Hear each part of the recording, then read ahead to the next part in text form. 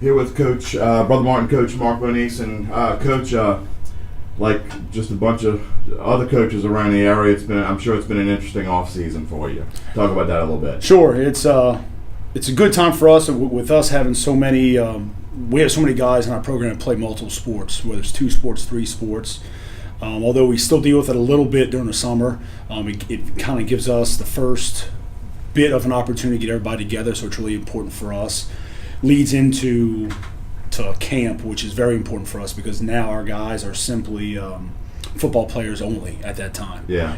So it's really important for us, in the months of the end of May and then June, July, kind of prepping and getting ready for August camp for when we come back.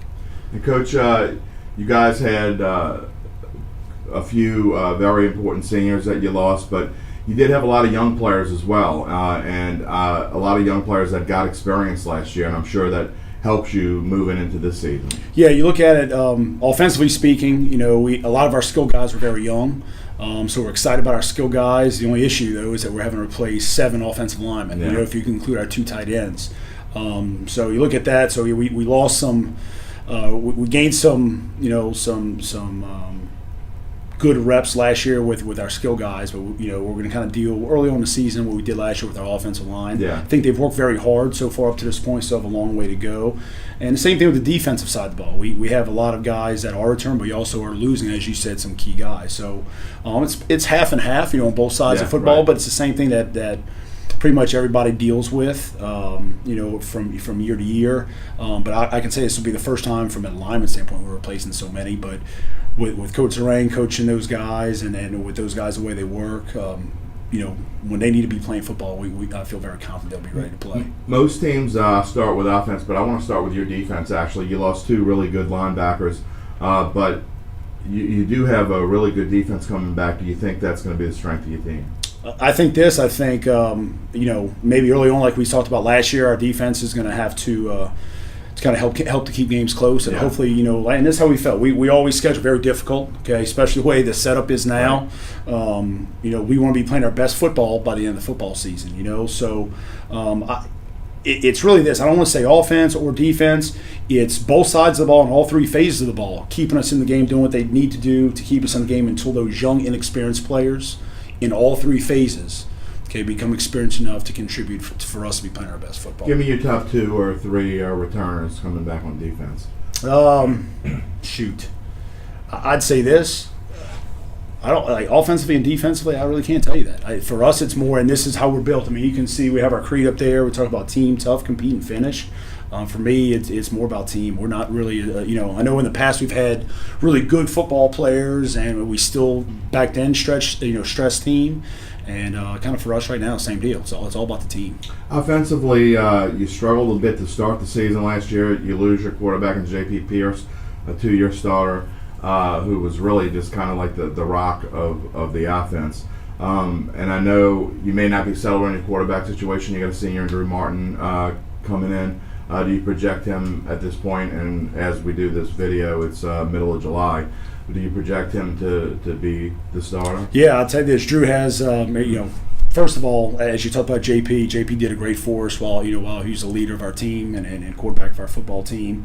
But Drew has had an outstanding off season, both in the weight room and also mentally with the offense. Our offense is not very easy, to run. We expect a lot of our guys. So going into the season, yes, I mean he is our starter, and the biggest thing besides his growth, which has been great, is watching how he has mentored and tutored the younger guys. Yeah. We've got some younger guys, one of which is Isaiah Torgano, who's a very athletic quarterback that will take meaningful snaps. He brings something to the offense as well. And we have another young guy in Garrett Mamahat who's had a great summer, so he'll take some reps. Some other guys that have worked a little bit during summer that we may have some packages in for beat Brady Faust, as well as Luke Scheck Snyder. So Drew Martin has definitely won the job, but there are some things that we'll do with some other athletic guys as well. And you had a couple of young running backs last year that got plenty of playing time, especially towards the latter part of the season.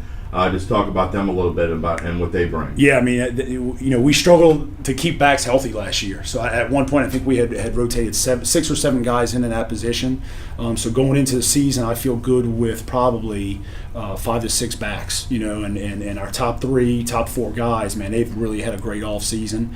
We were talking about this past week, is that they challenge one another, but they also are they're good for one another and helping one another get better. When somebody makes a mistake, they're helping one another out. When you're in such a competitive spot, and you want to be the guy, a lot of times you'll just sit there and let a guy do things not necessarily the right way. Well, our guys, our running backs are really they've been great teammates. And so it's been fun watching them mature, and they're still all young. So right. We'll be playing with probably two juniors and the rest sophomores. Right. So we're very excited about it. And a handoff to Smith again, trying to get around the right edge. He dives forward, over the pylon, touchdown. Touchdown, Brother Martin. They take the lead for the first time tonight. And you talked about Brady Faust a little bit, and that's a kid that can bring just about everything. I mean, he can play just about anywhere you want him to play. And he will. Yeah, I mean, he's one of our Bugs Bunnies. He'll play everything, and that's kind of our mindset with our skill guys.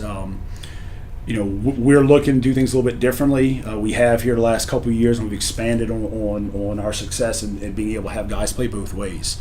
In order for us to compete against premier guys in our league that have some really good stud players, we need to get our guys playing both ways. But in order to do that, you can't have guys playing 2 whole games. So what we've had to do is we've had to put a rotation together where we can get guys to play, a game and a quarter, snaps-wise, offensively and defensively. And so far, so good. It's really important in order for us to do that, for us to stay healthy, though. Coach, last year was an interesting season for you. I know it didn't start the way you wanted it to start, except sandwiched in there was a win against the team that went to the 5A state championship game in Hahnville. And you were real close, and so you had a couple of really tough losses early on. Then the team seemed to really gel and get a lot better as Catholic League play went on, and played pretty well in Catholic League play.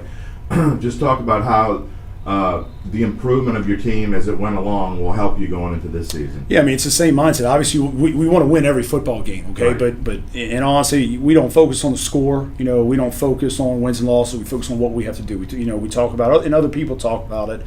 But we work on and worry about the process. Yeah. Everything we do, getting better at. I know this. When you're in this game, when you're in any sport, if you do that and take care of things, and you have the ball bounce away, when it needs to, you're going to be more successful than not. And we believe this. We believe we want to play the most difficult teams. That's why we set up. We load our schedule up. Our district's very difficult. So in order to prep us for district, we got to play very difficult teams. We played teams early on in the season that prepared us for the gauntlet of the Catholic League, and prepared us for for the playoffs. So as I said earlier, the big thing for us is making sure we're playing the best football at the right time. In the last couple of years we've been able to do that. So now for us, we want to continue doing that, but we want to take the next step. How important is it for you to get off to a better start this year than you did last year? Yeah, of course. I mean, didn't like the way we started, and that's not the plan. But like I said, I'm not worried about. I'm not focusing on wins or losses. I'm worried about our guys. How we perform. Are we living up on our end on getting better at everything we need to do on a day-to-day basis? So yeah, obviously we want to start faster. People could say the same thing from the year before. We were only 1 game off last year. We were the year before.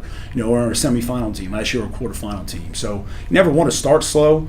Our goal obviously is to start much faster, but for us, it's just about the process, about what kind of team, can we be at the end of the year. We want to be the very best football team Brother Martin can be at the end of the season. And Catholic League play this year, Coach, it's, we do say this from time to time. Some years there are clear favorites. This year it seems to be pretty wide open. I mean, sure. There are 4, maybe 5 teams that you wouldn't be surprised if they won the league this year. No, and there's not really a whole bunch to say that. You're right. I mean, it's from top to bottom. They've got some great football teams. So comes down to matchups. It comes down to how well you play that week. That's the intriguing part. Different styles of offenses versus different styles of defenses. So it's going to be an intriguing season. But in this district, you've got great football teams. You've got great coaching. So you've got to bring your A game every time you play. you're almost a decade into coaching now. It's crazy. Does it seem that it's been that long? No, it hasn't. I wish you wouldn't have even brought that up. You know, yeah. I think this will be 10th year as head coach. So it's, it gets even more fun. You know, from year to year, and I've enjoyed. I've got a great staff, got great kids. Enjoy being around our kids and our staff. This is not, like for me, it's not a job. To come in and get to do what you love. Yeah. It's. It's awesome. It really is, and I've enjoyed every bit of it. And just looking, like I said, forward to taking the next step. What do you get out of coaching against guys like J.T. Curtis and Jay Roth, and even Mark Sanji, and now Guy LeCompte, who's a 20-year coach coming into the league? Just talk about what it's like to coach against those guys. Yeah, I'll tell you this. I guess I just never, you're in the grind all the time, so you never really think about it. You're just worried about preparing your team. Obviously we look at other film, we look at the opponents in order to devise your game plan, in all three phases. But I never really think about that. I'm sure once I'm done coaching, years down the road, you'll kind of look back and reminisce on those things and kind of look back and get to see how lucky you are to coach against a bunch. You name some of those guys. All the guys in this league that you named are all great coaches. Yeah. That. For the most part, in my book, could be inducted to the LHSA Hall of Fame. So I guess when you sit there, you just kind of maybe think about it. It's a pretty an awe-inspiring deal. But it makes you a better coach, makes you a better person. And it's like I said, it's been a great 9 years up to this point, and hopefully a great 10th year. You add up all the victories of the Catholic League coaches, and it's pretty close to 1,000. That's pretty. Wow. That's pretty. That's awesome. Yeah, that's. And you're a part of that group. Yeah, that's. I would not have known that. Thanks for the fact, but it's pretty awesome. Coach. Lastly, what do you guys set different goals each year, or do you stick with the same goal? And what are your goals for this? No, I can tell you this, and like I talked about our creed. For us. Talk about team, tough, compete, finish. And there's some other adjectives we talk about with the way. This is what we really believe in our program. We want to commit to a standard of excellence. We want to have a consistency of purpose and a sense of urgency for that in committing to that standard of excellence. And if our guys can believe and buy in to being a great team, being physically and mentally tough, competing in everything they do and finishing what they do, not only they can be good in football or be successful in football, but most importantly for us in our institution, our program, they're going to be successful in life, and that's what we're aiming for. If our boys can, our young men can not only know those principles but live by those principles of team, tough, compete, and finish, they're going to be very successful. That's what we want. Brother Martin, Coach Mark Bonis, thanks a lot. Thank you very much.